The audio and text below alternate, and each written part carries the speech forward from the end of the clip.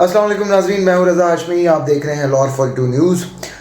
नाजरीन, आपको कुछ खबरें मैंने कहा आपके साथ शेयर करते जाएँ। ख़बर इस वक्त पाकिस्तान के अंदर जो पस पर्दा ये है कि पाकिस्तान के पर्दों के पीछे जो गेम डालने वाले, काम डालने वाले जो एक बड़ी शख्सियत है जिसको हम मलिक रियाज़ के नाम से जानते हैं, वो इस वक्त एक्टिव हो चुकी है। मलिक रियाज़ साहब जो हैं वो ख़बरें ये हैं और ज़राए इसकी बार बार और मुख्तलिफ़ ज़राए, सहाफ़ती ज़राए, गैर सहाफ़ती ज़राए ये बात बार बार कन्फर्म कर रहे हैं कि मलिक रियाज़ ही वो पर्सनालिटी हैं जो इस वक्त आसिफ़ अली ज़रदारी और इमरान खान साहब के दरमियान ब्रिज बने हुए हैं और वो एक ऐसे NRO की कोशिश कर रहे हैं, या दूसरे लफ्ज़ों में इमरान खान साहब को बेल आउट करवाने की कोशिश कर रहे हैं। अब सवाल ये है कि किन मामलात में बेल आउट करने की कोशिश कर रहे हैं। उसका भी जवाब बहुत क्लियर है कि इमरान खान साहब के ऊपर करप्शन के केसेस बन सकते हैं। तोशाखाना केस उनके लिए जो है वो मुकम्मल तौर पर एक फ़िट बाय फिट फंदा है, और उसके साथ ही जो आरिफ नकवी केस है वो भी उनके ऊपर खुल सकता है। FIA उसकी प्रोब कर सकती है। जी हाँ, आरिफ नकवी, अब राज ग्रुप वाले आरिफ नकवी, और उनके ऊपर जो ताज़ा तरीन अब मालूमात आ रही हैं वो ये कि वज़ीर आज़म इमरान खान ने FIA को रोका था उस वक्त जब आरिफ नकवी के पास के इलेक्ट्रिक था कि वो उस बेईमानी की, उस जो है करप्ट प्रैक्टिसेस की वो इन्वेस्टिगेशन ना कर सके, जो कि गैस के मामलात के लिए यानी SNGPL और SSGPL से जो गैस के इलेक्ट्रिक को जा रही थी उसके अंदर जो मुबैना तौर पर 2 नंबरी हुई है उसकी तहकीकात ना करे। ये तो अब साबिक जो DG FIA हैं बशीर मेमन, उनका भी एक इंटरव्यू सामने आ गया जिसके अंदर उन्होंने क्लियरली ये कहा है कि उनके ऊपर प्रेशर था और उनको वज़ीर आज़म इमरान खान की जानिब से कहा गया था कि जनाब आप इसकी प्रोब नहीं करेंगे, क्योंकि आरिफ नकवी PTI के फंडर हैं, वो पैसे देते हैं। और आपको नाज़रीन को ये भी याद होगा कि जब लंदन में आरिफ नकवी पकड़े गए थे तो उन्होंने जब उनसे कांटेक्ट मांगा गया कि भैया आप कोई बात करवाएं किसी से या वो, तो उन्होंने वज़ीर आज़म पाकिस्तान, सिटिंग वज़ीर आज़म पाकिस्तान इमरान खान का नंबर दिया। ये भी शायद हिस्ट्री में पहली बार हुआ था। वैसे तो यूथियों को बड़ा शौक़ है, हर बात पे वो कहते हैं कि जनाब पहली बार, तो ये भी पाकिस्तान में पहली बार था कि एक आदमी को एक दुनिया के कोने में पकड़ा गया और जब उसको कहा गया कि जनाब आप किसी का कांटेक्ट दें, तो उन्होंने ना सिर्फ नाम दिए बल्कि उनके टेलीफोन नंबर्स, वज़ीर आज़म पाकिस्तान इमरान खान और सदर पाकिस्तान आरिफ अलवी के जो टेलीफोन नंबर्स हैं वो उन्होंने दिए थे। बहरहाल अब जो मामला है वो ये है कि जो मलिक रियाज़ साहब हैं वो एक्टिव हो चुके हैं। मलिक रियाज़ साहब ने ज़रदारी नहीं हो सकता, ना ही मैं छुट्टी पर जाऊँगा, आपने जो कर रहे हैं वो कर लें। तो इसी तरीके से अब दोबारा जो नवाज़ शरीफ के पास मलिक रियाज़ गए हैं, तो नवाज़ शरीफ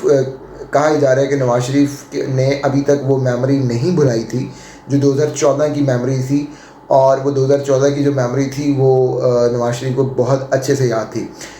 ये भी हमारे पास लात हैं कि जो मलिक रियाज़ के ख़िलाफ़ एक शदीद क्रैकडाउन शुरू हुआ था नवाज़ लीग के दौर में, और जो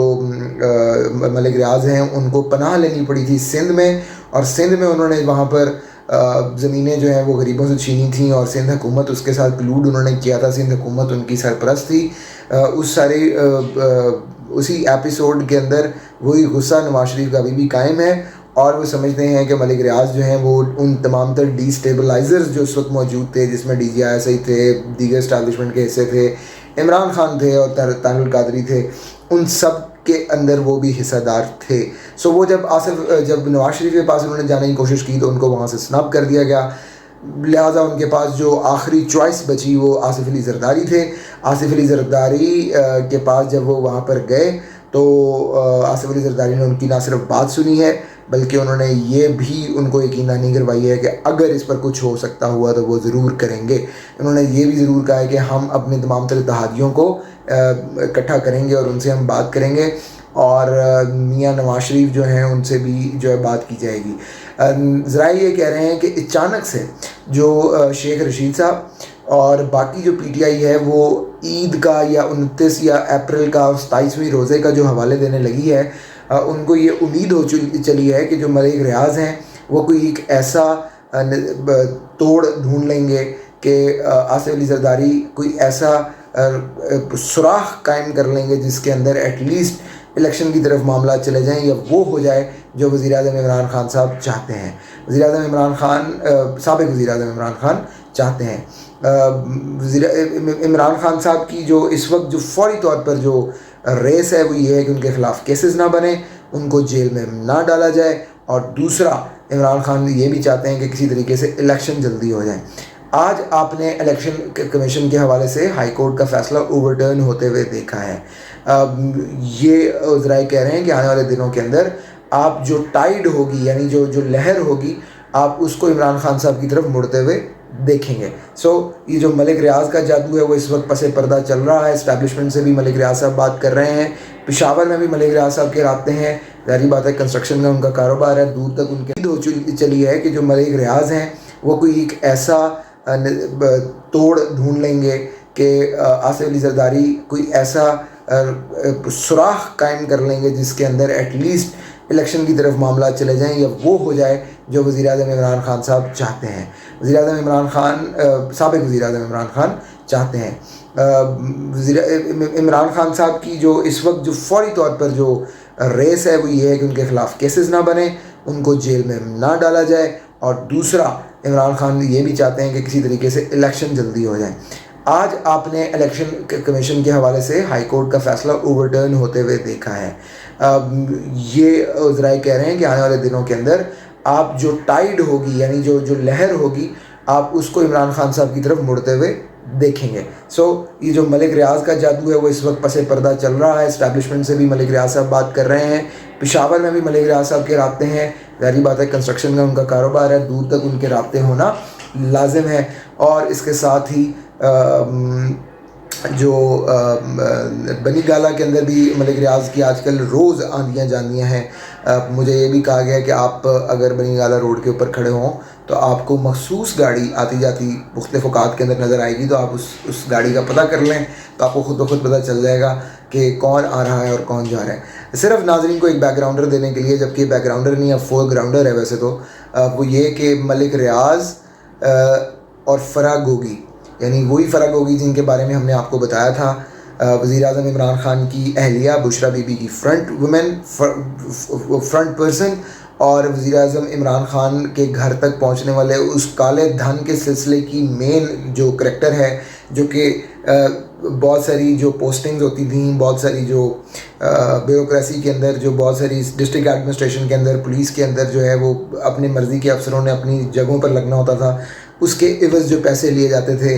ہار کے جو پیسے لیے جاتے تھے, جو ایک ہار کی کہانی میں نے آپ کو سنائی تھی, میں چاہوں گا کہ آپ ہمارا جو ڈسکرپشن میں ہم لنک بھی دیں گے وہ بھی ضرور دیکھیں. خوفناک کہانی ہے فرح گوگی کی. اب یہ پتہ چل رہا ہے کہ ملک ریاض صاحب کے بیٹے نے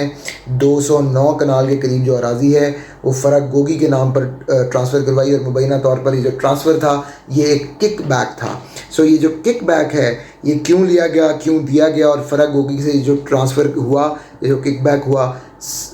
ذرائع یہ کہہ رہے ہیں کہ وہ تمام تر کک بیکس بنی گالہ کے اندر سے اپنی مرضی کی پالیسیاں جاری کروانے کے لیے, یعنی حکومت کے اندر اپنی مرضی کی کنسٹرکشن پالیسیز جاری کروانے کے لیے یہ سب کچھ کیا گیا تھا. 209 کنال اراضی جو ہے وہ ابھی مبینہ طور پہ سامنے آئی ہے. یہ بھی کہا جا رہا ہے کہ 40 کنال کے قریب مزید اراضی بھی ہے جو سامنے آ سک رہی ہے. تو دو فگر جو ہیں وہ کوٹ ہو رہے ہیں. پاکستان اس وقت بہت ہی عجیب و غریب سچویشن میں ہے, جہاں پر پاکستان کو کون لوٹ رہا ہے, کہاں سے لوٹ رہا ہے, کس حیثیت میں لوٹ رہا ہے, کون کدھر کیا کہہ رہا ہے, کسی کو کچھ پتہ نہیں ہے. یہ بھی مجھے پتہ چلا ہے کہ ملک ریاض یہ جو ایک سے ایکٹیو ہوئے ہیں, اس کے پیچھے ایک پورے جو ریٹائرڈ آفیسرز ہیں, جنرلز ہیں, جن کی آپ ویڈیوز دیکھ رہے تھے,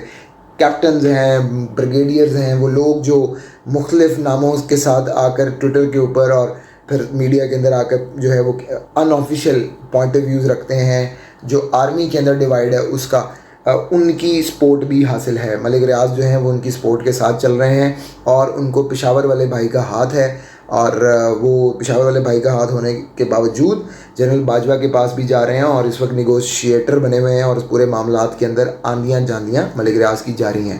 پاکستان کا فیصلہ کیا ہوگا یہ ملک ریاض سفارتکاری طے کرے گی کہ ملکی اور ریاضی قسم کی جو سفارتکاری ہوگی وہ کیا رنگ لے کر آتی ہے. بہرحال میرا خیال ہے کہ اگلے 1 سے 1.5 ہفتے کے اندر اونچ نیچ ہوگی, وہ کامیاب ہوتی ہے نہیں ہوتی ہے وقت بتائے گا, لیکن آپ ایٹ لیسٹ ٹرموائل دیکھیں گے, ڈسٹربنس دیکھیں گے, ارتعاش دیکھیں گے پاکستانی سیاست میں. بہت شکریہ.